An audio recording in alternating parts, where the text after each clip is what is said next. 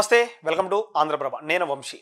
మనం ఎక్కువగా చూసేది ట్రెండింగ్ టాపిక్ ఐబొమ్మ రవి. అంటే రవి ఎవరికో అసలు రవి అనే వ్యక్తి తెలియదు. బట్ ఇప్పుడు రవికి ఫ్యాన్స్, భక్తులు మరి రకరకాలుగా ఉన్నారు. మరి సినిమాని దొంగతనంగా చేసే వ్యక్తి మనం చెప్తున్నాం దొంగలాగా తను అరెస్ట్ చేయడం జరిగింది మన హైదరాబాద్ పోలీసులు.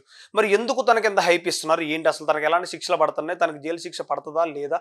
బయటకు వస్తాడా లేదా? కొన్ని వార్తలు వస్తున్నాయి బయటకు. ఎలా అంటే తనకి ఎలాంటి శిక్షలు పడదు, 2-3 రోజుల్లో బయటకు వస్తాడు. కొన్ని మంది ఎలా చెప్తున్నారు తనను చంపేస్తారని చెప్తున్నారు. కొన్ని వార్తలు వింటా ఉన్నాం. మనతో పాటు నరేష్ గారు అడ్వకేట్, ఒకసారి మాట్లాడదాం. ఒకసారి సార్ నమస్కారం. సార్ నమస్తే అండి. మనం చూస్తూ ఉంటే ఐబొమ్మ రవికి మీరు చూస్తూ ఉన్నారు, దాని గురించి మీకు తెలుసు. అసలు ఎలాంటి కేసులు పెట్టారు? తనకు అలాంటి భక్తులు చూశారు కదా, అంటే ఫ్యాన్స్ కంటే భక్తులు అంటాం బెటర్ అనిపిస్తుంది నాకు. కామెంట్స్ తనకు ఒక నెగిటివ్ కామెంట్ కూడా రాలేదు ఇప్పటి వరకు. మరి దానికి మీ సమాధానం ఏంటి? మంచిదే కదండి. ఎందుకంటే ప్రజాస్వామ్య దేశం, ప్రజలు వాళ్ళ యొక్క భావ వ్యక్తీకరణని వ్యక్తపరిచేటువంటి హక్కు ప్రజలకు ఉంది. వాళ్ళ యొక్క మనసులో ఉన్నదాన్ని వాళ్ళు వ్యక్తపరుస్తున్నారు, తప్పేముంది? ఎందుకంటే అటువంటి వాళ్ళకి జేజేలు కొట్టిన ప్రజలను చూసాము. ఇదే కేసుని ఇన్వెస్టిగేషన్ చేస్తున్న సజ్జనార్ గారు ఒక ఎన్కౌంటర్ చేసినప్పుడు దిశ ఇన్సిడెంట్లో పూలు కూడా వేశారు. అదే ప్రజలు ఈరోజు ఆయన చేసింది తప్పు అని చెప్పని అంటున్నారు. సో ప్రజాస్వామ్యంలో మంచి వస్తే నేను తీసుకుంటా, చెడు వస్తే కనుక తీసి రోడ్డు మీద వేస్తానంటే కనుక కుదరదు. ఏదొచ్చినా తీసుకోవాలి. సో క్లియర్, వాళ్ళ ఒపీనియన్ వాళ్ళు చెప్తున్నారు, దాంట్లో తప్పు లేదు. నెక్స్ట్ వచ్చేటప్పటికి ఐబొమ్మ రవి గురించి ఏంటి, శిక్షలు పడతాయా పడవా, అసలు ఏం పెట్టారు? ఎగ్జాక్ట్లీ. సో ఇక్కడ పెట్టింది ఏంటి అంటే కనుక 3 యాక్ట్స్ ప్రకారము రవి మీద కేసులు అనేది పెట్టడం జరిగింది. అది ఐటీ యాక్టు, కాపీరైట్ యాక్ట్, అదేవిధంగా బిఎన్ఎస్లో ఉన్న 318 అంటే చీటింగ్ అనేది పెట్టడం జరిగింది. అదేవిధంగా ఐటీ యాక్ట్లో వచ్చేసి 66CE 66E అనేది పెట్టడం జరిగింది. ఆ 66CE ఏం చెప్తుంది అంటే కనుక మీరు కాకుండా మీ యొక్క ఐడెంటిటీని దొంగలించి నేను ఏదైనా తప్పు చేస్తే పనిష్మెంట్ ఏంటి అని చెప్తుంది. అదేవిధంగా మీ యొక్క ప్రైవసీని నేను బ్రీచ్ చేస్తే, అంటే ఉల్లంఘన కల్పిస్తే మీ యొక్క ప్రాథమిక గోప్యత హక్కుకి ఏంటి అని చెప్పి శిక్ష చెప్తుంది. అదేవిధంగా కాపీరైట్ యాక్ట్ ఏం చెప్తుంది అని అంటే కనుక కాపీరైట్ యాక్ట్ అంటే ఎవరైనా సరే ఒకళ్ళు వాళ్ళకి సంబంధించినటువంటి దాన్ని వేరే వాళ్ళు ఇబ్బంది కలిగించి ఉల్లంఘన కలిగించే విధంగా చేస్తే ఏంటి అని చెప్తుంది. మొత్తానికి ఈ యొక్క 2 సెక్షన్స్ లైక్ కాపీరైట్ యాక్ట్లో, అదేవిధంగా ఐటీ యాక్ట్లో 2 సెక్షన్స్, బిఎన్ఎస్లో 1 సెక్షన్, మొత్తం కలిపి 5 సెక్షన్స్ కింద పెట్టడం జరిగింది. ఇవన్నీ కూడా 7 సంవత్సరాల లోపు జైలు శిక్ష పడేటువంటి అవకాశం, ఆస్కారం ఉన్నటువంటి సెక్షన్స్. దీంట్లో అరెస్టు అనే ప్రక్రియ ఉండదు. కానీ ఐబొమ్మ రవిని అరెస్ట్ అనేది చేయడం జరిగింది. దానికి జ్యుడిషియల్ రిమాండ్ కూడా పంపించడం జరిగింది. సో నాకు తెలిసిన విషయం ఏంటి అని అంటే కనుక దీంట్లో అతను పంపించడానికి 111 బిఎన్ఎస్ సెక్షన్ అంటే ఆర్గనైజ్డ్ క్రైమ్ అనేది ఒక సెక్షన్ పెట్టారు. అది 10 సంవత్సరాల వరకు కూడా శిక్ష పడే అవకాశం ఉంది కాబట్టి దాంట్లో రిమాండ్ చేశారు అని చెప్పి వార్తలు వస్తున్నాయి. ఒకవేళ అదే నిజమైతే కనుక ఈ 111 సెక్షన్ పెట్టడానికి కూడా ఎటువంటి అర్హత పోలీసు వాళ్ళకి లేదు. ఎందుకు అంటే కనుక 111 అనే సెక్షన్ పెట్టాలి అంటే కనుక ఆల్రెడీ ఆ యొక్క వ్యక్తి గతంలో 2 నేరాలు చేసి ఆ 2 నేరాలకు సంబంధించిన పోలీసులు అఫిడవిట్ ఏదైతే కనుక ఛార్జ్షీట్ ఉంటుందో ఛార్జ్షీట్ సంబంధించిన కోర్టులో వేసి ఆ కోర్టు దాన్ని ఆమోదించి కాగ్నిజెన్స్ తీసుకుంటేనే ఆ సెక్షన్ పెట్టాలని చెప్పని ఉంటుంది. సో మొత్తం ప్రొసీజర్ కూడా ల్యాప్స్ ఉంది. అయితే ఇక్కడ శిక్షల గురించి మనం మాట్లాడుకోవాలి అని అంటే కనుక అసలు ఈ కేసు పెట్టారు, బాగానే ఉంది. నేనేమంటానంటే అసలు రవి అనే వ్యక్తి నేరం ఎక్కడ చేశాడు అని చెప్పని సిపి గారు ప్రెస్ మీట్లో చెప్పారు. మీరు చెప్పండి, ఎక్కడ చేశారంటున్నారు నేరాన్ని? ఎగ్జాక్ట్లీ, కరేబియన్ అనే ఒక ఐలాండ్లో చేశారు. అదేవిధంగా ఫ్రాన్సు, నెదర్లాండ్స్ అంటే యూరోప్ కాంటినెంట్కి సంబంధించిన వాటిలో చేశారు అని చెప్పని అంటున్నారు. అంటే అక్కడి నుంచే సినిమాలు అప్లోడ్ చేయడము, అక్కడి నుంచే ట్రాన్సాక్షన్ చేయడం అని చెప్పని. అంటే నేరం ఎక్కడ జరిగింది? ఇతర దేశాలు జరిగింది. నేరం ఇతర దేశాల్లో జరిగినప్పుడు దానికి సంబంధించిన వ్యక్తి మన దేశానికి వచ్చినప్పుడు మన దేశంలో కేసు రిజిస్టర్ చేయాలి అని అంటే కనుక బిఎన్ఎస్ఎస్లో 208 అనే ఒక సెక్షన్ ఉంటుంది. దాని ప్రకారం ఏంటి అంటే కనుక కేంద్ర ప్రభుత్వం యొక్క ముందస్తు అనుమతి తీసుకున్న తర్వాత ఇతర దేశాల్లో జరిగినటువంటి నేరాలకు సంబంధించి ఇక్కడ కేసు అనేది రిజిస్టర్ చేయాలి అనేది ప్రాథమికమైన చట్టం. ఫర్ ఎగ్జాంపుల్ మీకు సామాన్యులకు అర్థమయ్యే భాషలో చెప్పాలంటే కనుక ఇక్కడ పెళ్లి చేసుకుని ఏం చేస్తారంటే కనుక అమ్మాయిని తీసుకుని అమెరికా, యూకే, దుబాయ్ అక్కడికి వెళ్ళిపోతూ ఉంటారు, సెటిల్ అవుతాయి. అమ్మాయి ఏం చేస్తుంది, అక్కడ అబ్బాయి తోటి అంటే హస్బెండ్ తోటి ఒక 2 సంవత్సరాలు 3 సంవత్సరాలు ఉన్న తర్వాత వాళ్ళిద్దరికి గొడవలు అయ్యి ఇక్కడికి వచ్చేసి ఇక్కడ ఇండియాలో 498 కేసు పెడుతుంది. ఎవరి మీద? హస్బెండ్ మీద. ఏమని? నేను అమెరికాలో ఉన్నప్పుడు నన్ను కొట్టాడు, నేను అమెరికాలో ఉన్నప్పుడు నన్ను హెరాస్ చేశాడు, నేను అమెరికాలో ఉన్నప్పుడు నన్ను తిట్టాడు అని చెప్పని. అంటే నేరం ఎక్కడ జరిగింది? అమెరికాలో జరిగింది. కానీ ఇక్కడ ఏం చేస్తారు, ఇక్కడికి రాగానే 498 కేసు భర్త మీద చేసేస్తారు. ఇటువంటి ఒక కేసే వస్తే కేరళ హైకోర్టు కొట్టేసింది. నేరము అమెరికాలో జరిగినప్పుడు ఇక్కడ డైవర్స్ 498 కేసు కేసు పెట్టడం ఏంటి అని చెప్పని కొట్టేసి దీనికి కేంద్ర ప్రభుత్వం అనుమతి కావాలి. కేంద్ర ప్రభుత్వం అనుమతి లేకుండా స్ట్రైట్ అవే కేసు పెట్టారు కాబట్టి ఈ కేసు చెల్లదు అని చెప్పని గతంలో సుప్రీంకోర్టు జడ్జిమెంట్లు కూడా ఉన్నాయి. సో ఈ కేసు కూడా కరేబియన్లో అక్కడిక్కడ జరిగిందని చెప్తున్నారు కాబట్టి కేంద్ర ప్రభుత్వ అనుమతి ఎక్కడుంది? ఇక్కడ లేదు. సో తాత్కాలికమైన ఏదో ఒక మీడియాలో చూపించడానికి సరిపోతుంది కానీ ఇక్కడ ఈ యొక్క కేసుకు సంబంధించి ఇది నిలబడే కేసు కాదు. రవి అనే వ్యక్తి నిరపరాధిగా బయటపడటం 100% క్లియర్. నేను చెప్తున్నా కదా. అంటే బయట వ్యక్తి కాబట్టి ఈ కేసు అనేది చల్లదంటారా? అంటే ఈ పోలీసులకు ఎలాంటి చట్టాలు తెలియకుండా ఇవన్నీ చేశారంటారా? 100% 100% తెలియదు అని అంటున్నాను. అంటే ఎందుకు చేశారంటే మరి దేనికోసం చేశారు? ఇదంతా పబ్లిసిటీ కోసం అంటారా? ఎగ్జాక్ట్లీ అండి. ఎందుకు చెప్తున్నానంటే పోలీసులు నేరస్తులను పట్టుకోవాలి. రైట్? నేను కూడా అక్కడే ఉన్నాను. నేరస్తుడు ఎంతటి వాడైనా సరే పట్టుకుని అతనికి శిక్ష పడే విధంగా చేయాల్సిన బాధ్యత పోలీసుల వాళ్ళ మీద ఉంది. ఈ రోజు కూడా ఈ పైరసీకి సంబంధించి హైదరాబాద్ పోలీసులు చేస్తున్న కృషిని కూడా నేను అప్రిషియేట్ చేస్తున్నా. దాని అర్థం ఏంటి అని అంటే కనుక సరైన పద్ధతులు చేయండి అని నేను చెప్తున్నాను. అర్థమైందా? అంతే తప్ప ఈ రోజు హైప్ కోసము సినిమా హీరోల్ని ప్రొడ్యూసర్ని కూర్చోబెట్టుకుని ప్రెస్ మీట్లు పెట్టి మేము పట్టుకున్నాం అంటే దానివల్ల ఏం జరుగుతుంది? ఈ రోజు ఐ బొమ్మ అనేది మూపించామని అంటున్నారు. ఇమీడియట్లీ వేరే అకౌంట్స్లో ఓపెన్ అయింది కదా, వస్తుంది కదా. మరి ఎక్కడ ఆగింది? అంతెందుకండి, నిన్న కాక మొన్నటి వరకు సిపిగా ఉన్నటువంటి ఎవరు? సివి ఆనంద్ గారు, ప్రిన్సిపల్ సెక్రటరీ హోమ్ డిపార్ట్మెంట్, ఏమన్నారు? ఒక్కడిని అరెస్ట్ చేసినంత మాత్రం క్రైమ్ ఆగుతుందా? ఆగదు అని చెప్పి ఆయనే చెప్తున్నారు. మొన్నటి వరకు వర్షన్ ఒకలాగా ఉంది అయింది. గత 2-3 రోజులకెళ్ళి ప్రజల మధ్య అది చూసిన తర్వాత వర్షన్ వేరేగా ఉంది. సాక్షాత్ ఆయనే చెప్తున్నాడు కదా, పట్టుకున్నంత మాత్రం ఇక్కడితో క్రైమ్ ఆగదు అని చెప్పని. సో నేను ఏమంటున్నాను అంటే కనుక మీరు చేసేటువంటి ఇన్వెస్టిగేషన్ కానీ ప్రాసెస్ కానీ ఏదైతే ఉందో పటిష్టంగా చేయండి అని అంటున్నాను. అంటే మన యొక్క చట్టాల మీద, మన యొక్క పోలీసు వ్యవస్థ మీద, మన యొక్క ఇన్వెస్టిగేషన్ మీద ప్రజలకి నమ్మకం కలగాలి. ఈ యొక్క నేరం చేయాలనేటువంటి నేరస్తులకి వెన్నులో వణుకు పుట్టాలి అని నేను అంటున్నాను. ఒక లేమెన్ లాగా వాడు దొంగతనం చేశాడు కాబట్టి నేను కూడా దొంగలాగా ప్రవర్తిస్తానని మాత్రం చెయ్యొద్దు. ఎందుకంటే కనుక మీరు యూనిఫామ్ వేసుకున్న పర్సన్స్ అని చెప్పి నేను చెప్తున్నాను. ఇప్పుడు మన హైదరాబాద్లో కూడా ఎక్కడ చూసుకుంటే తెలుగు 2 రాష్ట్రాల్లో బెట్టింగ్ యాప్ వల్ల చాలా మంది చనిపోయారు, బెట్టింగ్స్ జరుగుతూ ఉన్నాయి. సో ఆ నేరస్తులు ఇప్పటివరకు ఎందుకు పట్టుకోలేకపోయారు? మరి ఈ వ్యక్తిని ఐబొమ్మ పట్టుకున్న వ్యక్తిని ఆ వ్యక్తిని ఎందుకు పట్టుకోలేకపోయారు ఇప్పటి వరకు? ఎందుకు అని అంటే కనుక బెట్టింగ్ యాప్స్ ద్వారా పోలీసు వాళ్ళకి పెద్ద మొత్తంలో మంత్లీ వచ్చేసి వాళ్ళకి బ్రైబ్ వస్తుందండి, లంచాలు వస్తాయి. అయితే ఏంటి, ఏదో ఒక లేమైన మాట్లాడినట్లు ఎట్లా మాట్లాడతామని చెప్పి మీరు అనొచ్చు.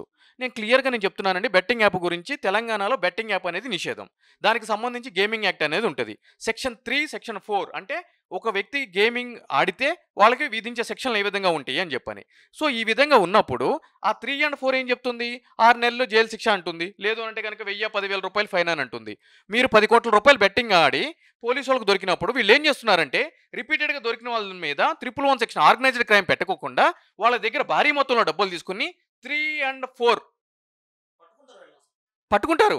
అంటే మీలాంటి వాళ్ళు నాలాంటి వాళ్ళు పట్టుకుని వెళ్ళి ఇబ్బంది పెట్టారనుకోండి, పట్టుకుంటారు. పట్టుకుని చిన్నగా 3 and 4 ఒక కేసు పెట్టేసి వాళ్ళ దగ్గర ఒక 30 లక్షలు, 40 లక్షలు, 50 లక్షలు భారీ మొత్తంలో తీసుకుని వాళ్ళకి నోటీస్ ఇచ్చి పంపిస్తున్నారు.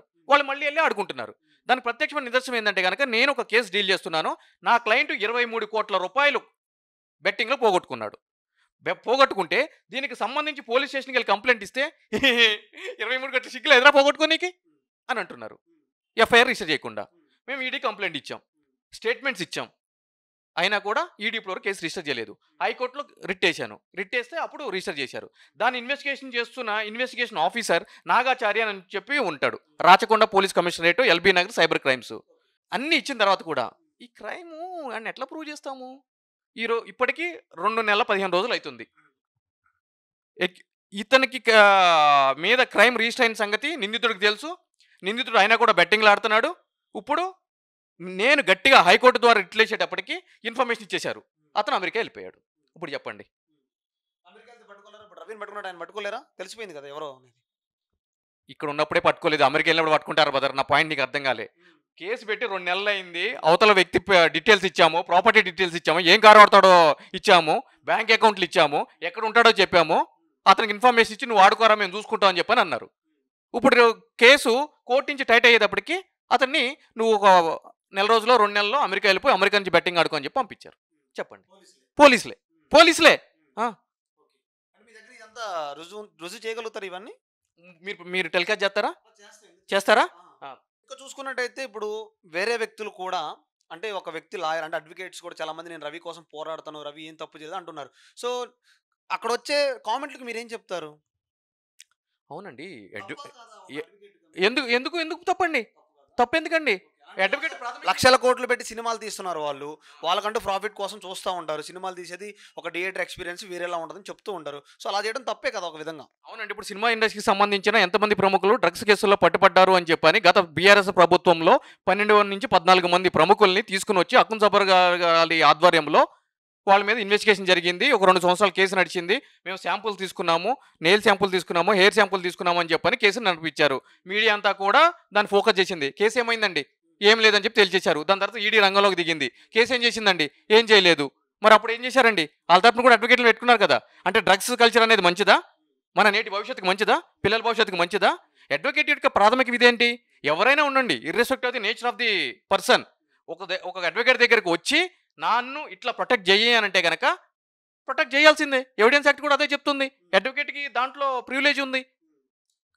ఇప్పుడు దీని మీద కూడా డ్రగ్స్ మీద కూడా చాలా అంటే హైదరాబాద్ పోలీసులు కూడా ఎక్కడ పడితే అక్కడ పట్టుకోవడం, రైడింగ్ చేయడం, అరెస్ట్ చేయడం కూడా జరుగుతుంది కదా. దీని మీద కూడా కొంచెం ఎక్కువ చూస్తున్నాం కదా మనం న్యూస్ అనేది. అవునండి, పట్టుకుంటున్నారు. ఎన్ని కేసుల్లో ప్రూవ్ చేస్తున్నారు. పట్టుకున్న వాటిలో ఎంతమందిని కన్జ్యూమర్గా చూపిస్తున్నారు, ఎంతమంది డ్రగ్ పెడ్లర్గా చూపిస్తున్నారు.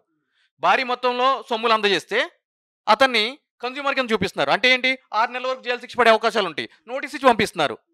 అది ఎంత దౌర్భాగ్యమైన పరిస్థితి. అతని వల్లే కదా. ఇప్పుడు అతను బయటకు వచ్చి ఏం చేస్తున్నాడు? ఏముంది మనందరికి తెలిసిందే కదా అని చెప్పి ఇంకా 20-30 మందికి ద్వారా ఒక వేలాది మందికి డ్రగ్స్ సప్లై చేస్తున్నాడు. లూప్ హోల్స్ ఉన్నాయి కదండి. మనం చెప్పుకుంటున్నాము, కానీ దాన్ని అడ్డం పెట్టుకుని కోట్లలో సంపాదిస్తున్నారు. ఇప్పుడు మనం చూస్తూ ఉన్నాం, అంటే ప్రభుత్వానికి వ్యతిరేకంగా నడుస్తుంది, మీరు కావాలని అడ్వకేట్ చేస్తున్నారు కొంతమంది పోలీసు వ్యక్తులు కూడా మాట్లాడుతున్నారు. మనం కామెంట్స్ కూడా చూస్తూ ఉన్నాం. విన్నారా మీరు? విషయం విన్నారా? అంటే దీని మీద అరెస్ట్ చేసే అవకాశం కూడా ఉంది, కేసులు పెడతాం, మళ్ళీ మీరు రవికి సపోర్ట్ చేస్తారని చెప్తున్నారు. అది విన్నారా? దానికి ఏం సంబంధం చెప్తారు? రవికి సపోర్ట్ చేస్తే కేసులు పెడతారా? కేసులు పెడతారా అంటే జనాల మీద? శంకర్ నరేష్ అనే నేను ఈరోజు ఈ మీడియా ముందు చెప్తున్నాను, నన్ను అరెస్ట్ చేయమని చెప్పండి. వాళ్ళు ప్రొసీజర్ ల్యాబ్స్ ఉన్నాయి, వాళ్ళు సక్రమంగా ఎఫ్ఐఆర్ రిజిస్టర్ చేయలేదు, ఇన్వెస్టిగేషన్ ప్రాపర్గా జరగట్లేదు. నేను చెప్తున్నాగా అరెస్ట్ చేయమని చెప్పండి. చెప్పండి. ఏంటండి ప్రజాస్వామ్య దేశంలో భావ వ్యక్తీకరణ చేసి అరెస్ట్ చేస్తారా?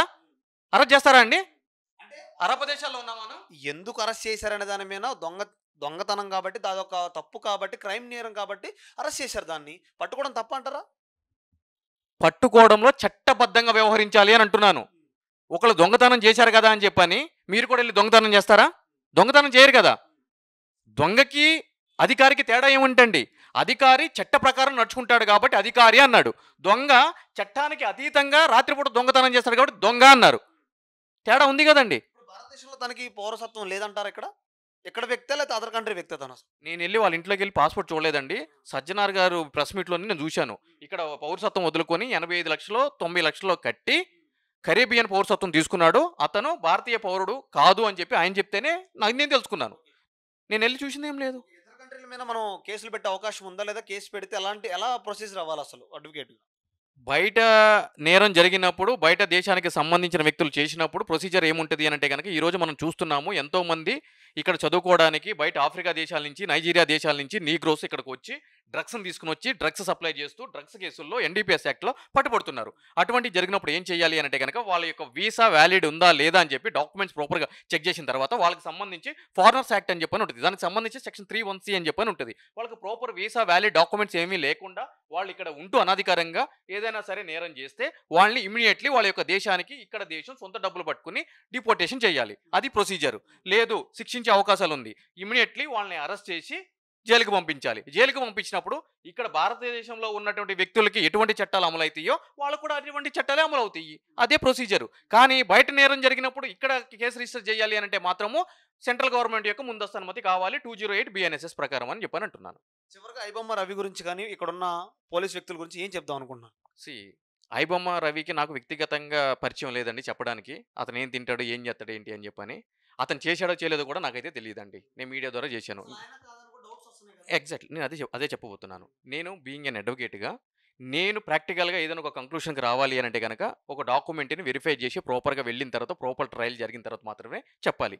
ఏ person is innocent till he's guilty and proven by the concern court of law. అంటే ఒక కోర్టు ఒక వ్యక్తిని శిక్షించి ఇతను నేరం చేశాడు, ఇతనికి శిక్ష అర్హుడు అని చెప్పేంత వరకు కూడా అతను నిందితుడు అని చెప్పి పిలవడానికి లేదు అని చెప్పి మన భారత రాజ్యాంగం చెప్తుంది. కాబట్టి ఆ విషయంలో జోలికి నేను వెళ్ళను. ఇక పోలీస్ ఇన్వెస్టిగేషన్ జోలికి వస్తారా? ఈరోజు ప్రెస్ మీట్‌లో 'దిల్ రాజు' గారు గాని, 'చిరంజీవి' గారు గాని, 'నాగార్జున' గారు గాని వీళ్ళందరూ సీపీ గారితో కూర్చోవాల్సిన అవసరం ఏముందండి? ఈ కేసులో 'రాజమౌళి' గారు గాని ఏముందండి? మీరు చెప్పండి. సరే వాళ్ళు మోసపోయారు అంటే లైక్ బాధితులు అనుకుందాం. విక్టిమ్స్ అంటే వాళ్ళ సినిమాలకు సంబంధించి. ఎన్ని కేసుల్లో బాధితులు మోసపోయిన బాధితుల్ని సీపీలు గాని అంటే పోలీసు వ్యక్తులు కూర్చోబెట్టుకొని ప్రెస్ మీట్‌లు పెడుతున్నారు. మీకు తెలిసే ఉంటది గదా! మరి అడిగారా ఈ ప్రశ్న? ఎందుకు అడగలేదండి మీరు? అడగండి. ఎందుకు కూర్చొని ప్రెస్ మీట్‌లు పెడుతున్నారండి అని చెప్పని. ఇన్వెస్టిగేషన్ జరుగుతున్నప్పుడు బయట వ్యక్తులు రావచ్చా? ప్రొసీజర్ ఏం చెప్తుంది? ఆహ్, హ్మ్. చిన్న లాజిక్ కదండీ! మరి ఎందుకొచ్చారండి వాళ్ళందరూ? అంటే ఇది పబ్లిసిటీ కోసం జరుగుతున్న కేసా? నిజంగా ఈ యొక్క కేసుని లోతుగా ఇన్వెస్టిగేషన్ చేసి శిక్ష పడేటట్టు చేయడానికి జరిగే కేసా? అది మీరే ఆలోచించుకోవాలి. ప్రజలకు కూడా తెలుసు ఆ విషయం. హ్మ్. ఓకే. Thank you. సో, మీరేమనుకుంటున్నారు 'ఐబొమ్మ రవి' గురించి? మరి అడ్వకేట్ నరేష్ గారు మాట్లాడిన విషయాలు మీకేమనిపిస్తుందో ఖచ్చితంగా కామెంట్ రూపంలో తెలియజేయండి. Thank you.